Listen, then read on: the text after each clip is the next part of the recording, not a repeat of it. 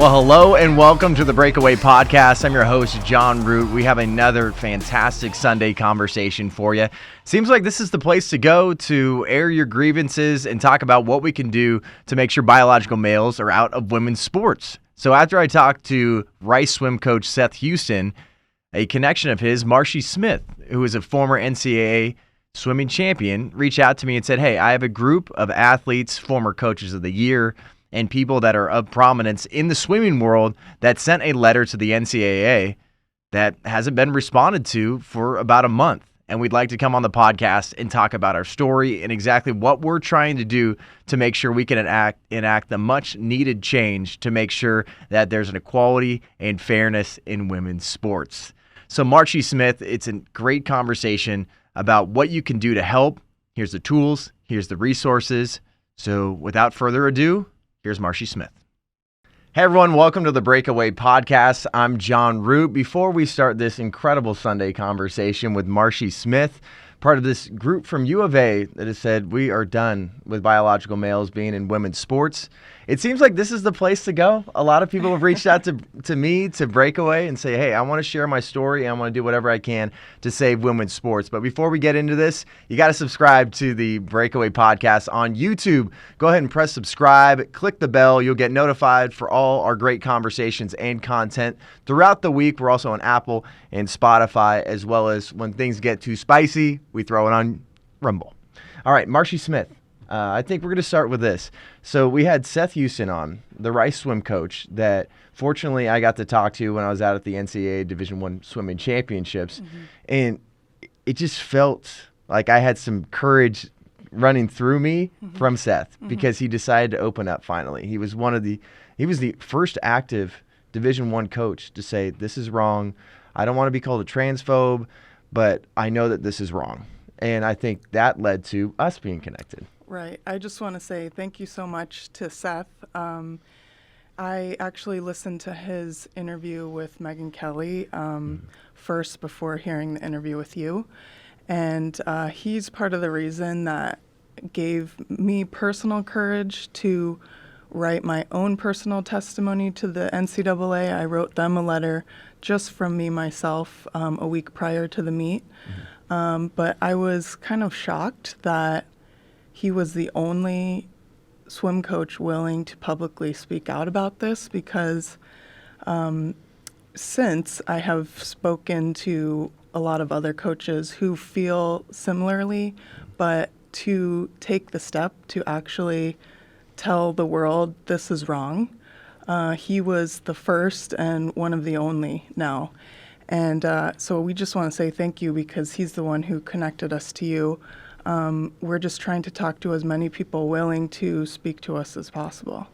And then you have a big swimming background too. You were a former NCAA Division I swimming champion yourself. So you've been in the pool. You've spent time against women, competed against them, and knowing that it's been an equal playing field. And you know that's been a huge part of your life, and that's why you came together with dozens of former swimmers and coaches, people that are part of USA Swimming, to pen this open letter after you had your individual letter that said, this is wrong.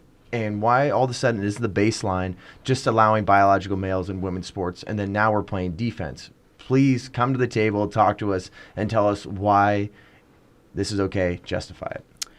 You know, in our experience since releasing the letter, it's been 30 days now. Obviously, we had a lot of conflicting feelings about how this was going to be received, but we have been utterly embraced by all sorts of people I never imagined would come out, reach out to us, write these beautiful messages. You know, this is not a right-wing issue. This is a women's issue. There's half the girls on our list are liberal, traditionally liberal women. We have Catholics, Christians, Mormons, atheists. I mean, this spans the whole spectrum in terms of people in support of us, including the trans community.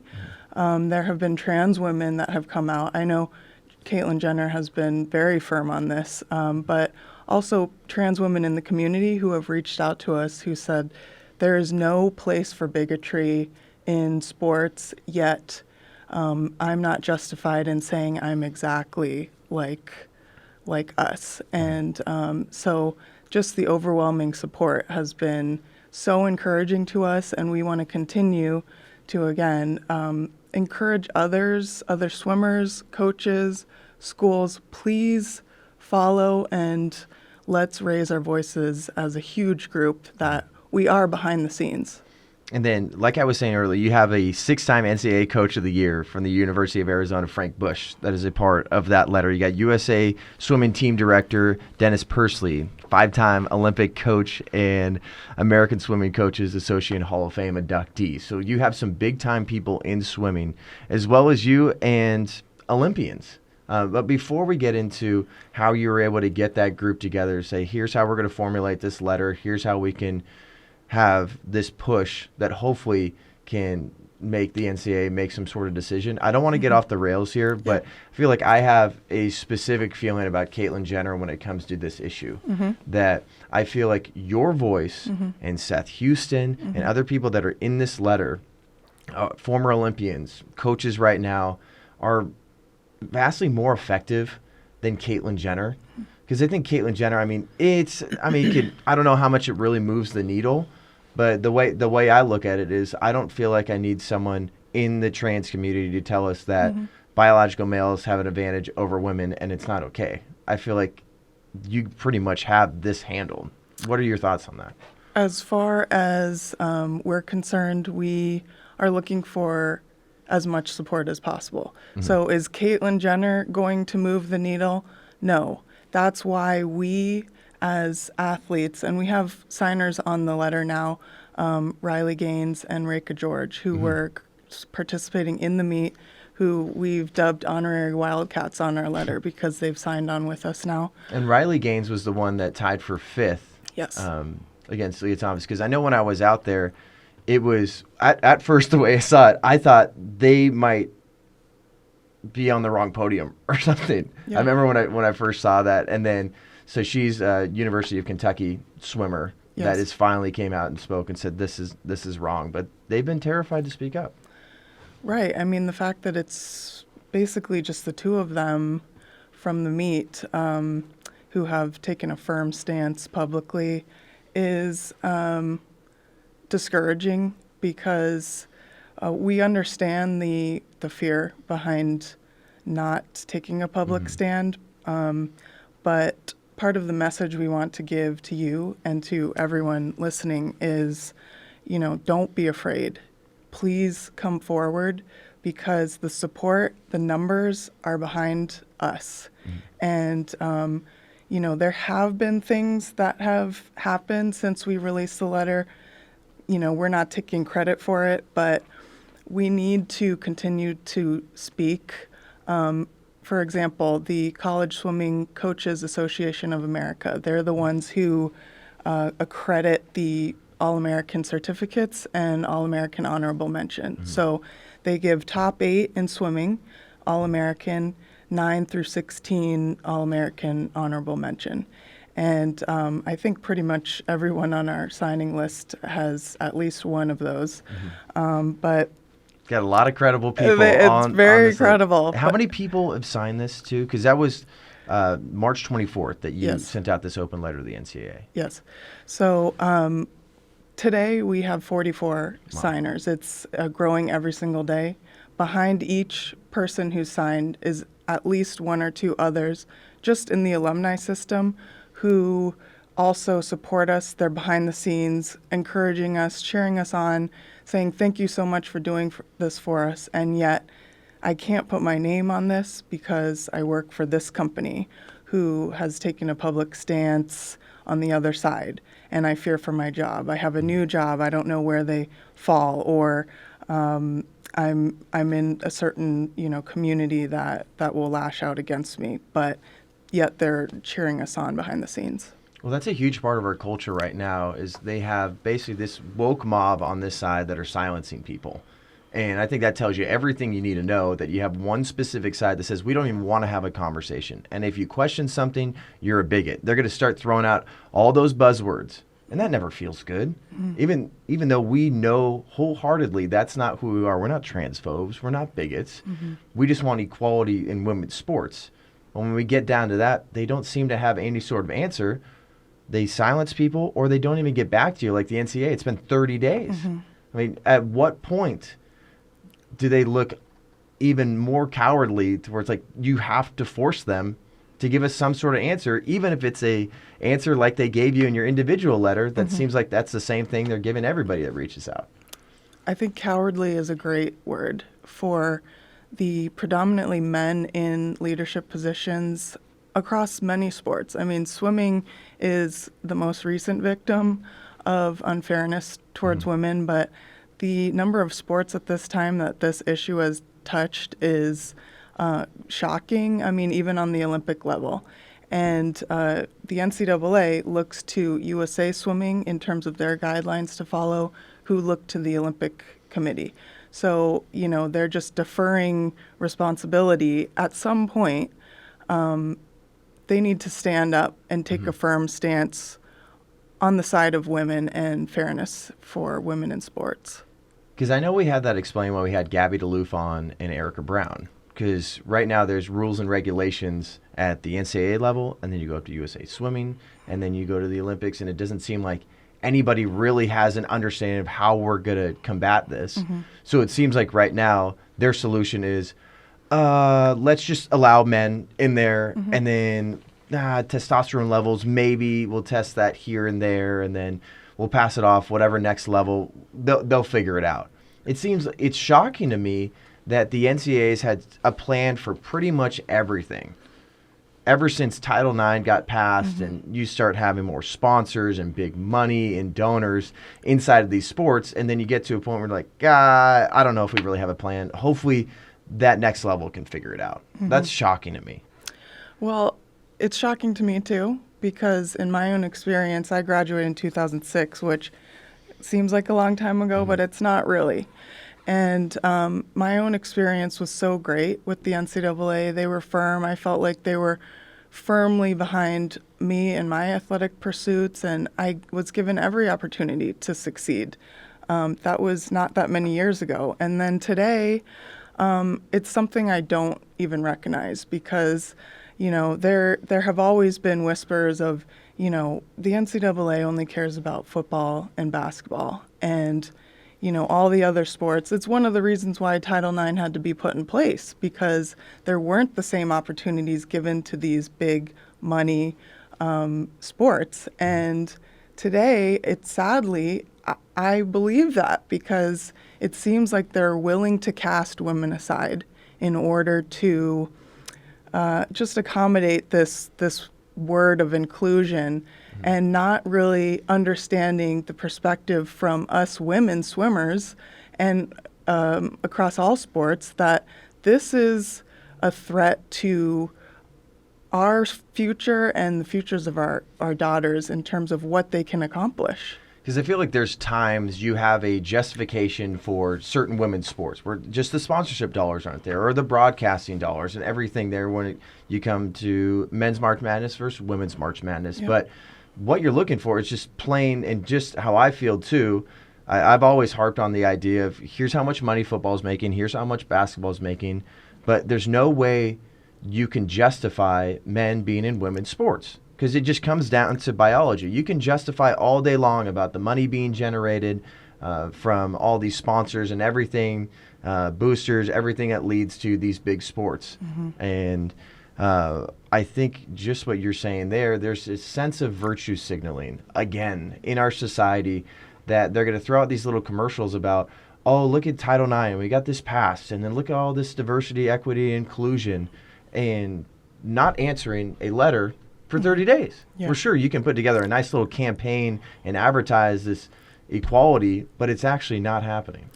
I think the plan seems to us to be we'll just ignore and hopefully the news media cycle will lose the story. And we're seeing in the news, obviously, the Leah Thomas story is now a month old and they're moving on to other topics. But that is what is driving us to sit down and talk to you today, to reach out to more people to keep this at the forefront, because this is going to continue in all sports, basically, until a line in the sand is drawn, and that line is that women born female need to be preserved in the women's category. And right now there's a lot of wiggle room in terms of testosterone levels and different sports, and they're going to do sport-specific guidelines and whatnot to try and include men in women's sports. And we are here to say, no, that's not fair. Let's take a quick little break and talk about food. You know, food's a huge part of the sports experience. I love it. That's why I have this dad bod now. But what if you could buy food you need for your watch party and donate to TPUSA without even leaving your home? You'd call me crazy. Call me crazy, but you can do that with Good Ranchers. They sell 100% American meat, and they believe so much in what we're doing right here, they will donate $50 to TPUSA on your behalf when you purchase from them. Good Ranchers delivers steakhouse quality beef. You know you gotta love that. Chicken, seafood, all the stuff you could ever want right to your door. And with our code TPUSA, that's TPUSA, they'll donate $50 to our mission while getting absolutely delicious food. Head on over to goodranchers.com/TPUSA today. Get ribeyes, New York strips, gourmet burgers, and so much more. Order now with promo code TPUSA, and $50 will be donated to our mission of sharing and preserving true American values. Once again, that's goodranchers.com/TPUSA. Get your box today. Promo code TPUSA, goodranchers.com/TPUSA. Do good while you eat good. And then one thing I loved about your letter is talking about Isaac Hennig. Yeah. Isaac Hennig is a biological female that transitioned to a male. And when I went out there and saw that, I was like, why is no one talking about this? Mm-hmm. No one is talking about Isaac Hennig. Obviously, there's a sense of me where it breaks my heart when I see someone mutilate their body, and you see someone that's swimming topless getting ready for a finals event. But they're competing in the category that their biological sex aligns with. So why can't the NCAA answer, why are we not seeing biological women go into men's sports and find that kind of success? Well, again, this only hurts female-born athletes because in Isaac's case, you're right. Why don't people know Isaac's name? Where is the fame and the Sports Illustrated spread on Isaac? There's no outrage that matches Leah's also, because Isaac was competing in a category consistent with birth gender. Yep. And so therefore it was fair. But with Leah, that was not the case, and that's why we don't hear about Isaac. And then another part, too, we're coming up to the 50th anniversary of Title IX.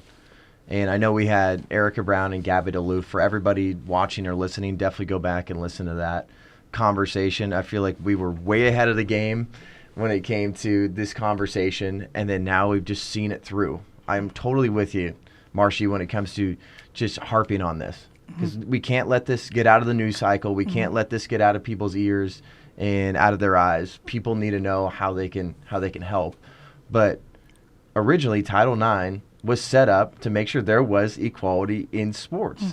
So it seems like if there was a time to really stand for women's sports, it would be on the 50th anniversary. That's what makes this so crushingly disappointing. Is every school right now, every university, including our own, is planning big Title IX celebrations for the 50th anniversary. And that's coming up on June 23rd.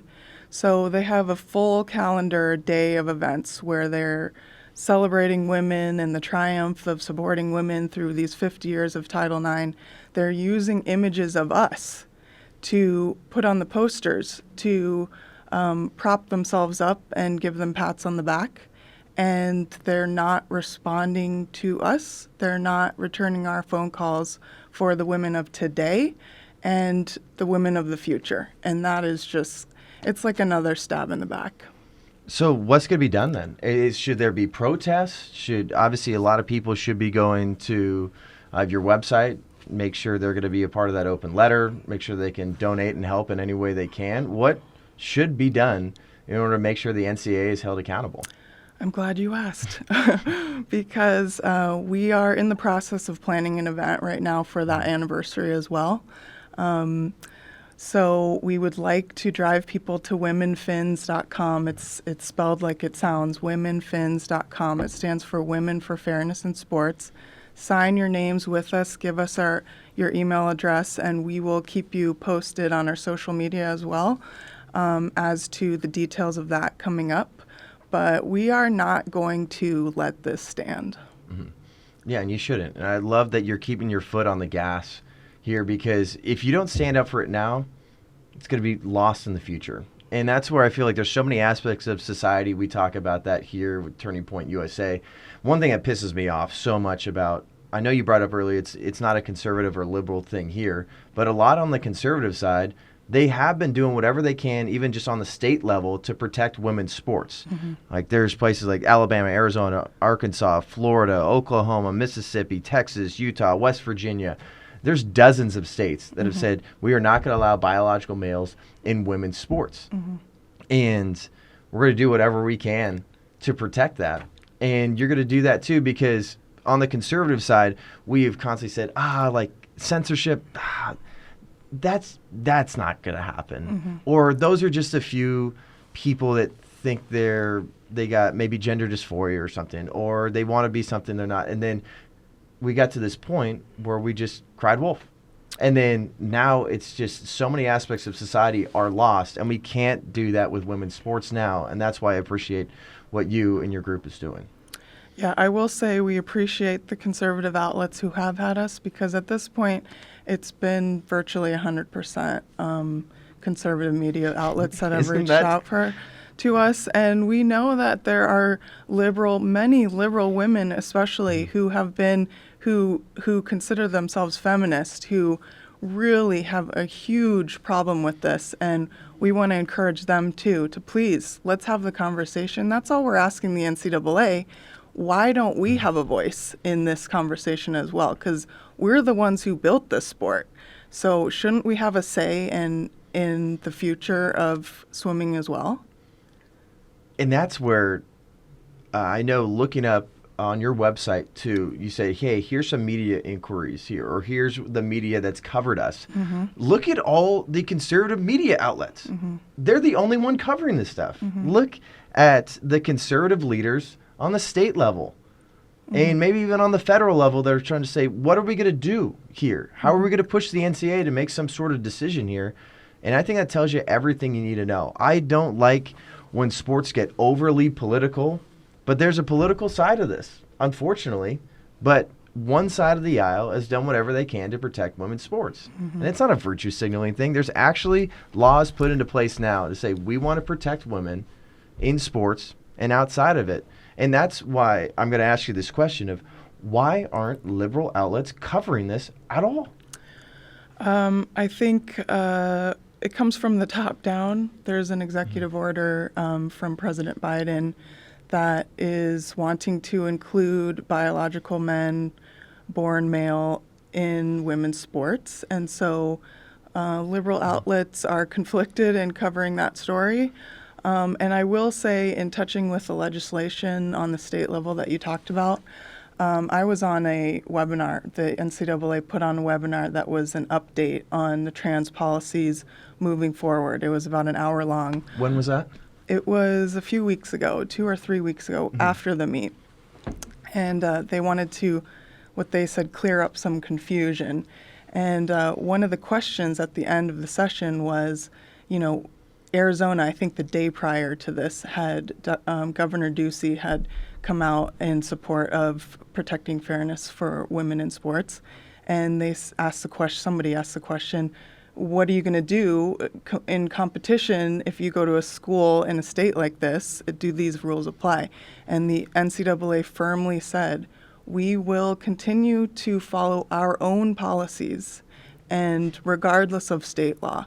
So you can't, we're not relaxing in Arizona because Governor Ducey has this covered, because the NCAA has said that they will not follow that.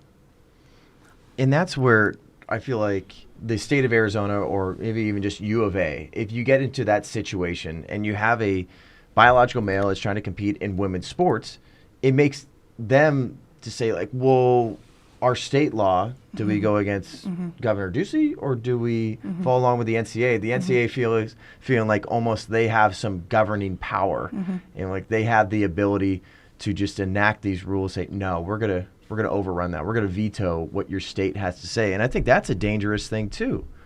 That's not just gonna be in women's sports. That could be in so many aspects of society. The NCAA has some balls. Yeah. And so does Leah, I heard. Excuse me for that. But with the situation like that, I did want to know, like, how are they going to go about these things? Because the way your group and Seth Houston, Save Women's Sports, everybody that is against biological males in women's sports is saying, be who you want to be in society. No one's telling you, like, if you want to go get a sex change, go for it. You want to change your name, go for it. There's me individually, I don't think that's the best thing for people. But in general, like, we live in America, do your thing. Right. But when it comes to sports, we've also always harped on this idea of fairness, equality. That's it. And that's why we enjoy watching sports, because we feel like there's an even playing field. And then it seems like years ago, and something you put in your letter, you talk about substances that swimmers used in order to have an advantage. And then now it's not even substances. You literally just have someone born with an advantage, and there's absolutely nothing they can do to alter that. Coach Dennis Persley, who signed our letter, he's a 5-time Olympic coach. He has a fascinating perspective on this, because he was coaching when the East Germans were doping like crazy in the Olympics and all international competition. Then again, in the 80s and 90s, when the Chinese team did, he said at the time it was also PC not to put this in the face of the governing bodies. So everybody's whispering on deck, just like today, about how these teams are obviously doping, and they have an obvious advantage that they're cheating. And yet no one was willing to step out and say something publicly for years and years and years. So he talks about the women, these same women that competed against the East Germans back in the 70s and 80s are still reeling today because of the lost opportunity and just the anguish of what could have been. And that is it's a different situation than today, but in many ways it's the same. And so we need to learn from that and step out and put pressure on these leadership people to make changes right now, so that does not happen again, because they allowed that to happen this year.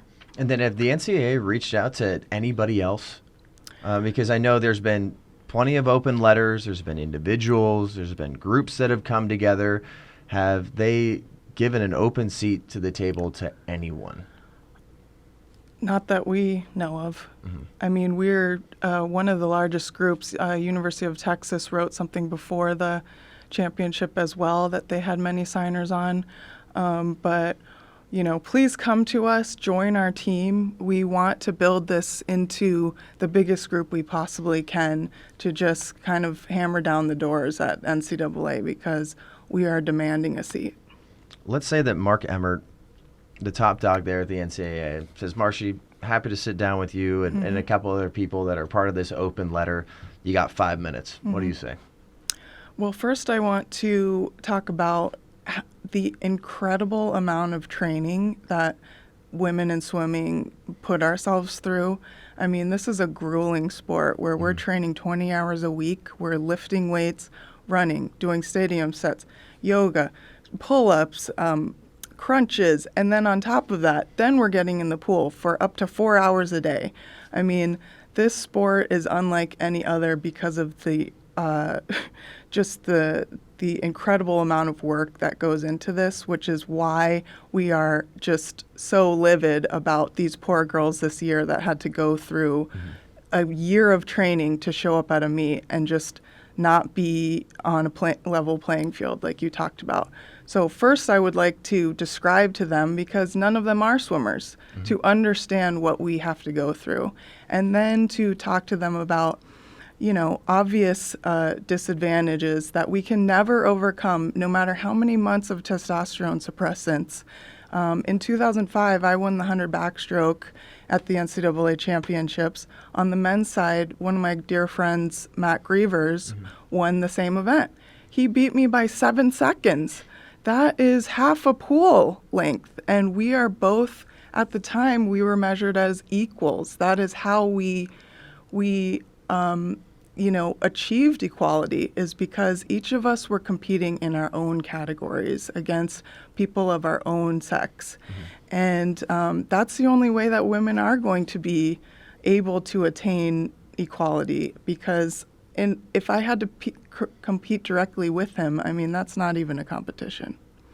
And then how do you suggest people to speak up? Because it's hard for people to speak up because they might lose a job or they might lose standing with their friends or family. They maybe don't have all the information, because it goes back to, once again, a lot of outlets aren't covering this, so they don't really even know how to have the tools and the resources to formulate an argument to say, I know this is wrong, but how do I explain it? And I think you hear things like this where there's just a clear biological advantage. We talk about longer, denser bone structure for men. We talk about lung capacity.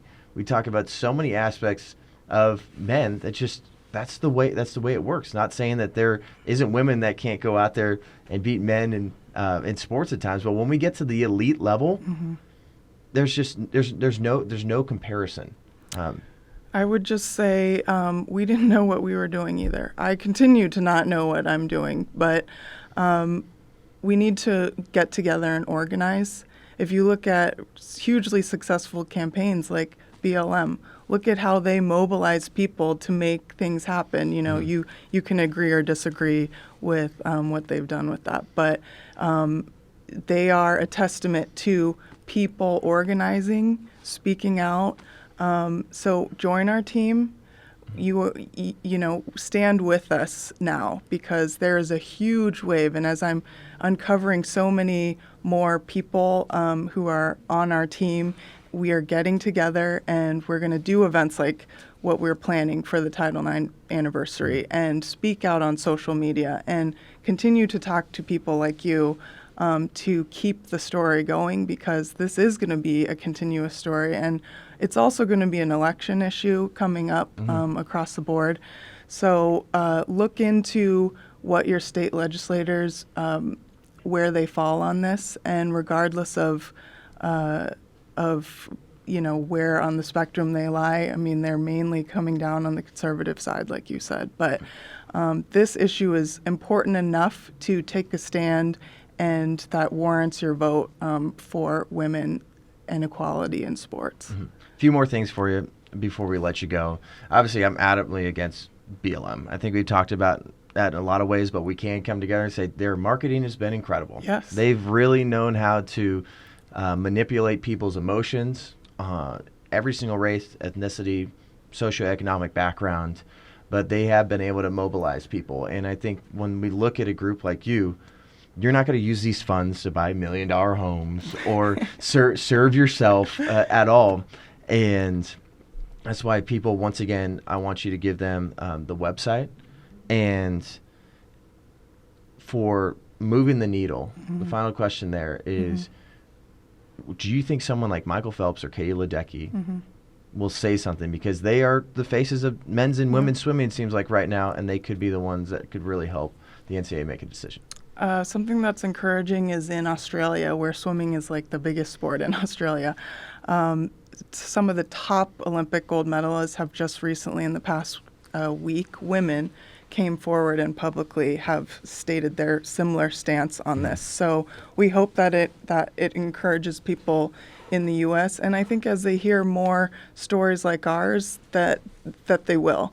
And so we have optimism, because ultimately truth is on our side, right? Amen. And then it's womensfins.com. Womensfins.com. If you go follow us on Twitter, Instagram, Women Fins, just like it sounds, we'll see you there and keep you updated. I can't wait for that protest. Too. Definitely, please, Yeah, please let me know. come. Please Yeah, come. I would love to be there, and I think that's one of those. When I went out to the swim meet, it was nice to actually be there and talk to people. Yes. It's like we want to get down to the truth. You're spreading the truth, and you want to give people the truth, and the truth is, men should not be in women's sports. Agreed. That's a great way to finish it. Marshi, thanks so much for being here. Thank you. Wade puts it out.